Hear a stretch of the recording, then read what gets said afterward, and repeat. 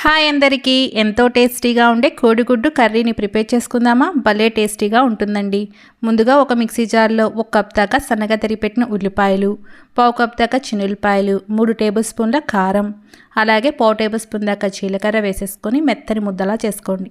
Stove వెలిగించుకొని మందపాటి కడాయిని పెట్టేసుకొని 2 టేబుల్ స్పూన్ల నూనె, 1/2 టేబుల్ స్పూన్ జీలకర్ర, కరివేపాకు వేసేసుకున్నాక మిక్సీ పట్టి పెట్టిన పేస్ట్ని అలాగే అరకప్పు దాకా వాటర్ని యాడ్ చేసుకొని దీనంతా కూడా బాగా మిక్స్ చేసేసుకొని మూత పెట్టి ఆయిల్ అంతా పైకి తేలేదాకా బాగా ఉడికించేసుకోండి. తర్వాత 1/2 డజన్ కోడిగుడ్లను పగలగొట్టి దీంట్లో వేసేసుకొని మూత పెట్టి ఒక 10 నిమిషాల పాటు సిమ్లో పెట్టి వదిలేసేయండి.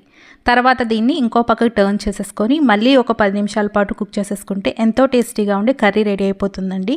ఫైనల్గా కొత్తిమీర, టేస్టీ తగినంత సాల్ట్ వేసుకొని సర్వ్ చేసేసుకోవడమే.